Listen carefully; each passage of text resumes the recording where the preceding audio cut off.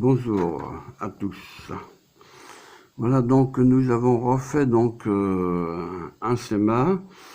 Avant de vous l'expliquer sur ce schéma-là, je vais vous montrer quelque chose. Le support ICX ici, vous avez une bascule, comment dire, MM74C74, une bascule D.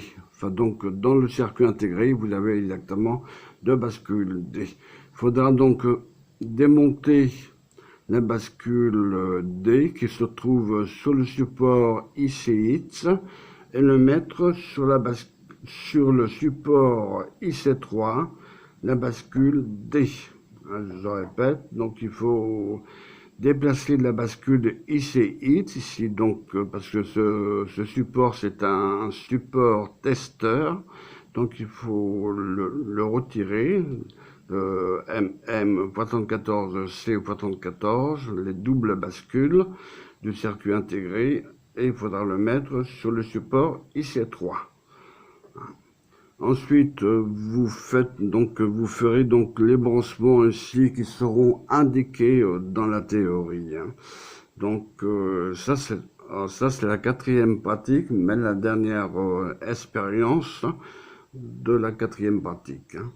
Donc on vous explique grosso modo là, donc parce que pour l'instant on va vous expliquer, donc grosso modo, étant donné qu'il n'y a pas grand chose à expliquer, donc CL, donc là on va donc abréger. CL, ça veut dire clear, pour ceux qui ne savent pas. Donc CL, ça veut dire clear, et le 1 qui se trouve devant CL, bon, donc ça indique la première bascule. La broche 2, c'est l'entrée data. Donc je vais essayer de le mettre droit, mais c'est pas tellement évident. Donc l'entrée data est reliée au plus, de façon à rentrer la donnée 1 pour que la LED puisse allumer. Alors, il faut savoir, comme je vous l'ai expliqué la dernière fois, que Q recopie data, ça veut dire recopie les données. Là, dans ce cas-là, donc plus V, Q, donc c'est la out 1, donc c'est la première sortie de la bascule qui sera reliée à la LED L0. On verra donc Q que la LED L0 s'allumera la première. Q bar, donc à la broche 6, il n'y a pas de connexion à ce niveau-là, donc on s'en sert pas pour l'instant. Donc l'entrée clock, bon, c'est toujours CK. À côté de CK, c'est marqué 1. Donc ça veut dire la première clock ou la première horloge, si vous préférez. Prisette est reliée au plus V, c'est-à-dire à la tension positive pour ne pas que prisette soit influencée. Donc inactive, si vous préférez. Donc prisette restera toujours inactive. Voilà, parce que sinon, comme je vous ai expliqué dans la vidéo 129 et la vidéo 130 également, donc si le projet est active, donc systématiquement la bascule serait elle serait en position 1 et la LED L0 s'allumera automatiquement. Donc il faut donc éviter cela, et Q-bar, donc vu qu'on s'en sert pas, on le met de côté. Voilà, donc CK1, donc c'est le circuit clock, mais la première horloge, si vous préférez, de la première bascule. Clear, c'est exactement pareil, j'ai mis 1 à côté, donc c'est L1, donc clear 1 de la première bascule. De la deuxième bascule, donc là on verra mieux, donc CL2, donc clear, deuxième bascule, Hein, clear, donc, permet d'effacer la bascule, et clock permet d'envoyer donc les informations en provenance du circuit data, si vous préférez, de la broche 12 des données, et qui sera transmise automatiquement sur la broche out, c'est-à-dire sur la broche L2, puisque c'est toujours la deuxième bascule, donc sur la broche, sur la LED L2 qui sera transmise. Preset, donc la broche 10 sera reliée au plus, bien sûr, donc STK2 sera, donc c'est l'entrée clock, l'entrée d'horloge, qui va donc permettre de transférer les données à l'entrée data et les faire transférer directement à la sortie out 2.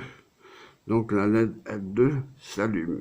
Q-bar, on n'en a pas besoin, donc la broche 8 est déconnectée, y compris la broche 6 de la première bascule et la deuxième bascule, la broche 8. Voilà, donc le procédé. Donc nous mettons donc le schéma ici. Voilà, donc nous avons fait donc les liaisons à ce côté-là.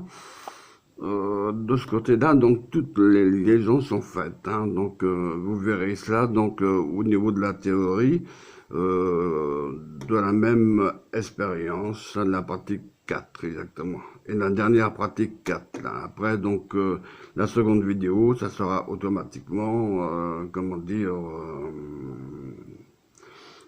sera automatiquement pour monter donc les matrices, hein, qu'on verra ça donc la prochaine fois. Voilà, donc je mets donc on se sert toujours SW0, ça c'est la première bascule. SW1 c'est la seconde bascule du même circuit intégré, la bascule D, hein, je répète, la bascule D, MM, 74C, 74. Hein. P0, c'est la fonction clear, donc front descendant. On envoie une impulsion négative cette fois-ci pour effacer la première bascule. Et le bouton poussoir P1 pour la deuxième bascule D. Donc pour la deuxième bascule D qui permet donc d'effacer les circuits. Les circuits donc clear permettent donc d'effacer les deux bascules, de remettre les bascules à 0 si vous préférez. Voilà, donc ou à l'état 0. Maintenant, j'enclenche le W0 à la position 1. Donc, sur la position 1, excusez-moi, donc je regarde si c'est bien centré. Oui, ok. Donc, je le déplace un tout petit peu. Voilà. Pour qu'on puisse voir le tout. Voilà. Donc,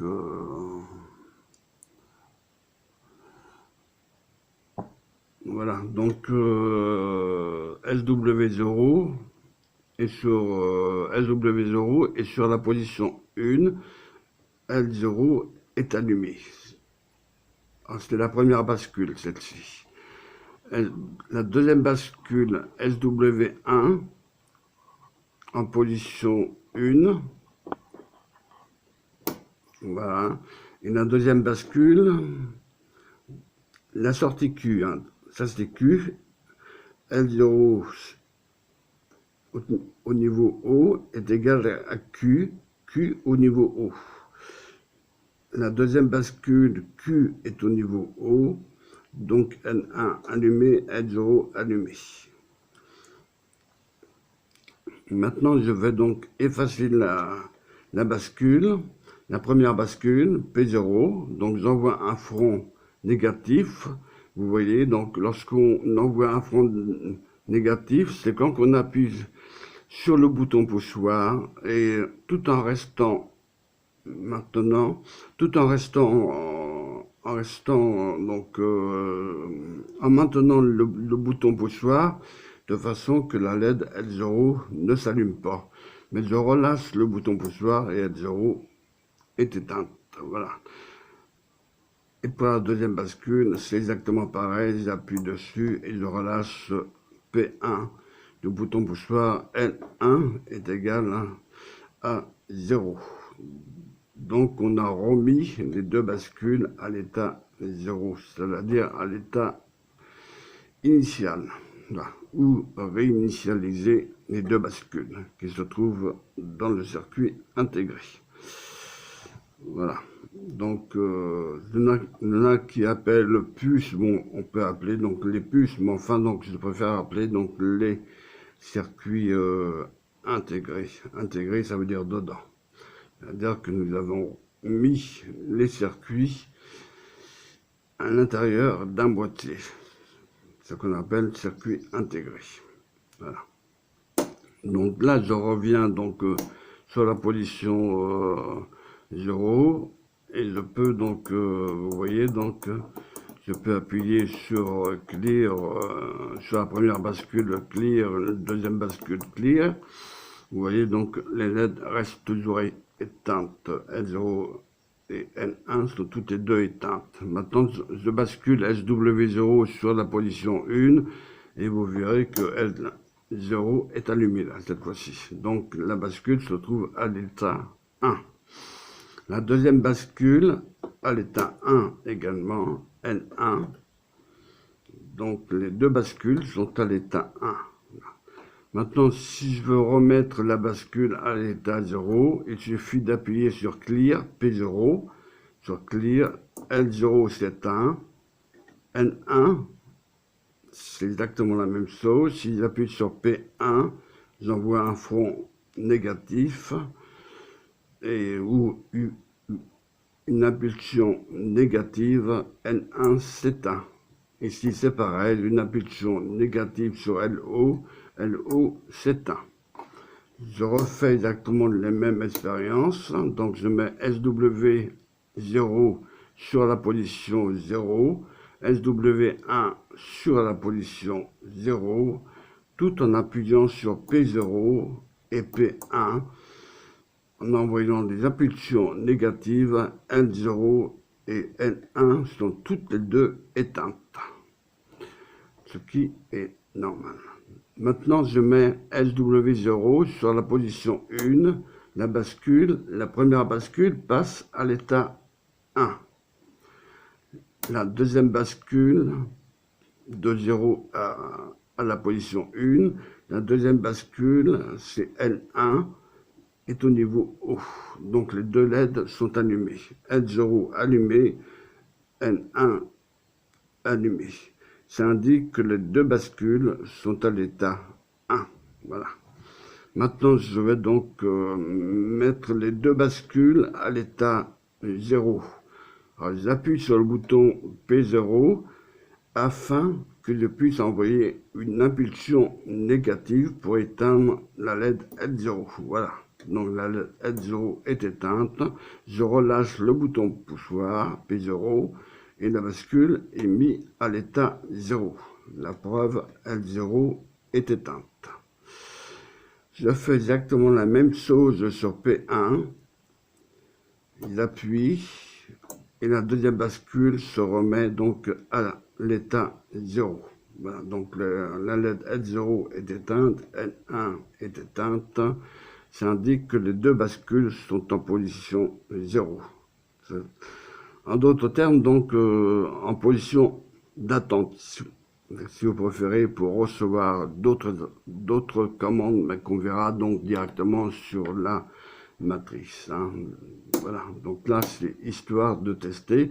Vous voyez, lorsque je bascule les deux interrupteurs SW0 ou SW1, il peut avoir donc L0 allumé ou N1 allumé. Et là, dans ce cas-là, c'est N1 qui est allumé. Alors, dans ce cas-là, on va donc initialiser. Voilà, donc les deux états. Donc, je peux refaire donc les mêmes expérience, donc L0 allumé, puisque nous avons envoyé donc de la position 0 à la position 1, nous avons envoyé donc un déclenchement, c'est-à-dire une donnée, si vous préférez, à l'entrée data. À l'entrée data ici, donc à l'entrée data ou à l'entrée data, qui est relié au plus. Hein, il faut savoir que le plus est égal à 1. Hein, donc le niveau 1 c'est plus, hein, donc les deux bascules, hein, donc les deux entrées de data, hein, de la première bascule et de la deuxième bascule, qui est reliée au plus par l'intermédiaire des interrupteurs. Voilà. Donc là, ce sont les deux data que je vous ai expliqué. Donc la première bascule D, SW0, et la deuxième bascule D, SW1, qui commande la LED L0 et L1. Voilà. Maintenant, nous mettons donc P0 front descendant, donc j'envoie une impulsion négative, et L0 s'éteint. Et si c'est pareil, P1 sur le front descendant, on envoie une impulsion négative et la LED L1, elle s'éteint. Voilà. Donc, c'est pas sorcier. Donc, vous voyez, donc L0 et N1, parfois les deux bascules peuvent se remettre à l'état 1. Donc, dans ce cas-là, on appuie sur PO et P1 pour réinitialiser les bascules. Ensuite, donc, on peut mettre SW0 à la position 1, la LED L0 de la première bascule s'allume, ce qui est tout à fait normal. SW1 sur la position 1, la deuxième bascule L1 est allumée, donc L0 est allumé, L1 est allumé, donc les deux bascules sont en position haute, c'est-à-dire code binaire 1. Voilà, donc LO est égal à 1, L1 est égal à 1. Donc en code binaire, si vous préférez, ça fait 11. Mais en définitive, on lit à partir d'ici, à partir des 8 LED, pour trouver avec les afficheurs et des addécimaux par la suite. Mais là, ça sera donc des montages un peu plus compliqués.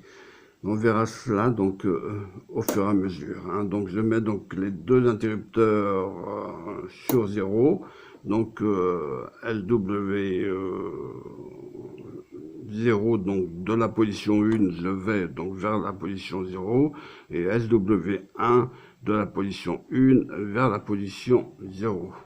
Ensuite, j'appuie sur le bouton P0 pour envoyer une impulsion négative. La première bascule D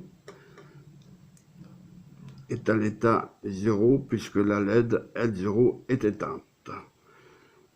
Sur P1, c'est exactement pareil. J'envoie une impulsion négative à l'entrée data, ce qui permet donc grâce au circuit d'horloge, de transférer donc les informations. À ce moment-là, N1 est éteint, donc ce qui indique que la deuxième bascule est à l'état 0. Voilà, puisque les deux LED sont éteintes, L1 et L0 sont toutes les deux éteintes, les deux bascules sont mises à l'état 0. Voilà, donc pour cette pratique. Maintenant, donc, je vais vous envoyer donc à la théorie, hein, donc à la théorie et qui correspond à cette pratique-là, bien sûr, hein, qui correspond donc à cette pratique-là, et ensuite on repassera donc à la 5e pratique pour le montage des matrices, hein. Donc là, ça sera mieux parce qu'on pourra passer les fils de ce côté-là. Voilà. Donc vers la gauche pour ne pas gêner, si vous préférez, parce que le groupe connecteur, vous verrez au fur et à mesure. Donc si vous le faites correctement, ça, bon, il n'y a pas le feu, il faut le faire correctement avec des gravures. Moi j'ai fait ça donc par gravure, et donc ça va relativement vite si vous le faites bien dès le départ, hein. Il suffit de bien s'y prendre, hein, donc dès le départ. Mais donc pendant que j'y pense, à noter, donc je vais refaire le circuit, enfin le circuit imprimé de ce Dizilab là, c'est-à-dire sur le schéma qui se trouve sur YouTube. Je vais le refaire sur une autre couleur, de façon que vous puissiez voir exactement correctement. Parce que j'avais mis sur le circuit imprimé de couleur vert foncé, mais on voit à peine de couleur vert foncé, donc sur du marron, donc sur une couleur marron, donc j'avais mis donc du vert foncé par-dessus, mais donc il faut que je recommence. Voilà, donc que je cherche une autre couleur, là, pour qu'on puisse bien voir. Sinon, donc, de toute façon, vous avez le schéma théorique sur la vidéo, à partir de la vidéo 50, exactement. Donc, vous avez donc le schéma de la théorie, et donc, à partir du schéma de la théorie, vous pouvez donc faire le typon. Donc, le typon, c'est facile. Donc, c'est facile à faire, surtout que là, bon, bah, ce sont des montages, pratiquement, vous voyez, donc il y a 8 LED, donc 8 transistors, excusez-moi, donc chaque transistor commande chaque LED, hein. Donc tous les transistors, là, donc travaillent en saturation. Il faut savoir que nous avons donc 8 résistances de base pour limiter le courant de base, hein, pour ne pas que les transistors chauffent. Donc c'est là, donc si j'appuie le premier transistor se trouve bloqué, hein, donc voilà, donc le deuxième transistor se trouve bloqué, et donc ce qui permet d'éteindre les LED.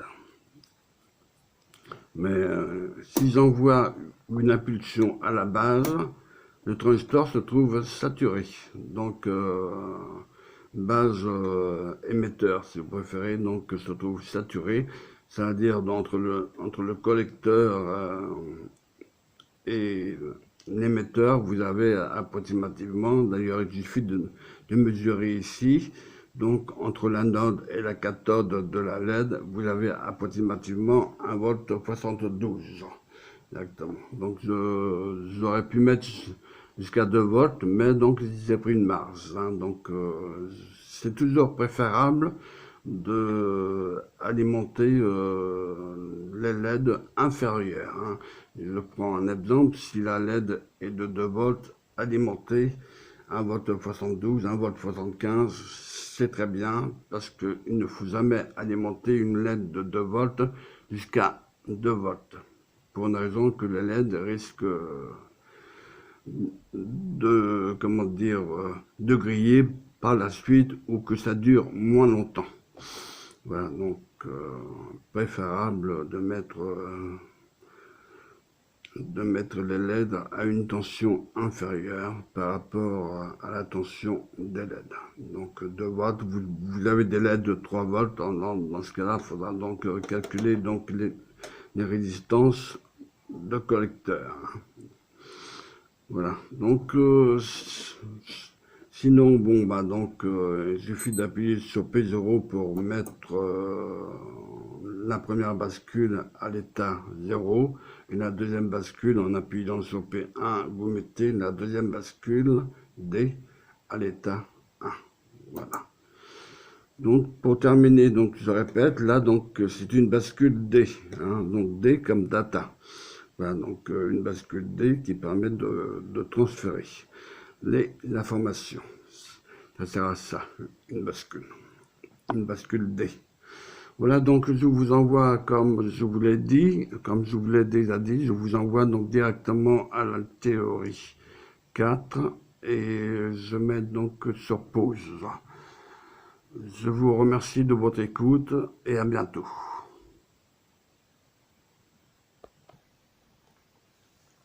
Dans cette expérience, vous allez vérifier comment il est possible d'exploiter les caractéristiques de la bascule de type D en ajoutant au Digilab que vous êtes en train de construire un autre circuit qui sera particulièrement utile pour les expériences ultérieures.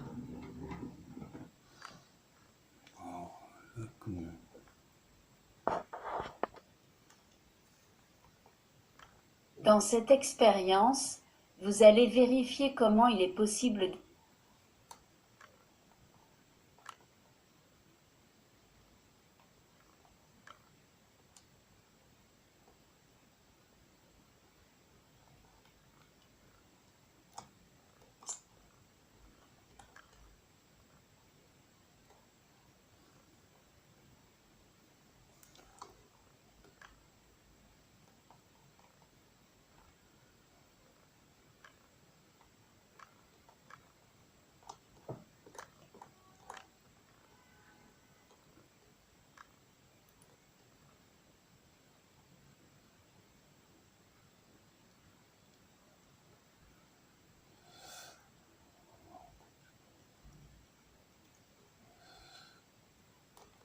Cette quatrième expérience emploie d'une bascule D comme détecteur de transition positive. Dans cette expérience, vous allez vérifier comment il est possible d'exploiter les caractéristiques de la bascule de type D en ajoutant au Digilab que vous êtes en train de construire un autre circuit qui sera particulièrement utile pour les expériences ultérieures. A. Débrancher l'alimentation, ôter le circuit intégré MM74C74 du support ICX et introduisez-le dans le support IC3. Par l'intermédiaire des pistes du circuit imprimé, les différentes broches du circuit intégré sont reliées aux différents contacts du groupe de connecteurs comme représenté par le schéma de la figure 15. En effet, comme vous pouvez le voir, les entrées clear, clock et la sortie Q de la première bascule sont reliées respectivement aux contacts repérés par les symboles CL1, CK1 et OUT1 du groupe de connecteurs, tandis que les mêmes entrées et sorties de la seconde bascule sont reliées aux contacts CL2, CK2 et OUT2. Les entrées présets et data sont reliées à la tension plus V et se trouvent donc en permanence au niveau H, tandis que la sortie Q-bar n'est pas reliée. On raccorde l'entrée préset au niveau H pour qu'elle n'ait pas d'influence sur le fonctionnement de la bascule. La sortie Q-bar n'est pas reliée puisqu'elle n'est pas utilisée. B. Effectuez à présent les liaisons entre les différents contacts du groupe de connecteurs représenté figure 16A, tel qu'énuméré ci-dessous. CK1 avec SW0, CK2 avec SW1, CL1 avec P0 front descendant, CL2 avec P1 front descendant, OUT1 avec L0, OUT2 avec L1. De cette manière, SW0 est relié à l'entrée clock de la première bascule, la sortie Q à la LED L0 et l'entrée clear au bouton poussoir P0, front descendant. La seconde bascule est reliée de manière analogue à l'interrupteur SW1, à la LED L1 et au bouton poussoir P1, front descendant. Effectuez maintenant les opérations suivantes. C. Branchez l'alimentation et mettez SW0 et SW1 sur la position 0. D. Appuyez sur le bouton P0, vous appliquez ainsi une impulsion négative sur l'entrée clear de la première bascule. Vous constatez que L0 s'éteint, donc que la bascule passe à l'état 0. De cette façon, le circuit est prépositionné ou initialisé, c'est-à-dire qu'il a été mis dans un état connu et désiré, de manière à pouvoir poursuivre l'expérience à partir d'un état bien déterminé et choisi, en l'occurrence l'état 0. E. Mettez maintenant SW0 sur la position 1. L0 s'allume immédiatement. En effet, sur l'entrée clock est appliquée une transition du niveau L au niveau H, la bascule prend donc l'état déterminé par l'entrée data. Puisque cette dernière se trouve au niveau H, la bascule passe à l'état correspondant, c'est-à-dire au niveau H, provoquant ainsi l'allumage de L0. Si l'essai ne fournissait pas les résultats prévus, revoyez avec plus d'attention les liaisons et faites un contrôle visuel minutieux des pistes du circuit imprimé reliant le support IC3 et les contacts du groupe de connecteurs. Refaites également les soudures. F. Remettez SW0 sur la position 0 et appuyez ensuite sur le bouton poussoir P0. La LED s'éteint. G. Essayez de faire basculer plusieurs fois SW0 de la position 0 à la position 1 et vice-versa. À chaque transition de l'état 0 à l'état 1, réalisée de cette façon, vous constatez que L0 s'allume si elle n'est pas déjà allumée. Le bouton poussoir P0 permet de l'éteindre. H. Répétez les mêmes opérations sur la seconde bascule en actionnant SW1 et le bouton poussoir P1 et en observant la LED L1. Au terme de la manipulation, laissez le circuit intégré MM74C74 en permanence inséré dans le support IC3. Vous avez ainsi expérimenté un circuit qui détecte les transitions du niveau L au niveau H. Il se montrera particulièrement utile pour détecter des impulsions trop brèves pour être visualisées au moyen de la LED. On peut dire que le circuit mémorise les impulsions en se mettant à l'état 1 et reste à cet état même après la disparition de l'impulsion dont il signale l'existence. Dans la prochaine pratique, vous examinerez d'autres types de circuits et vous poursuivrez les expériences avec des circuits de plus en plus complexes.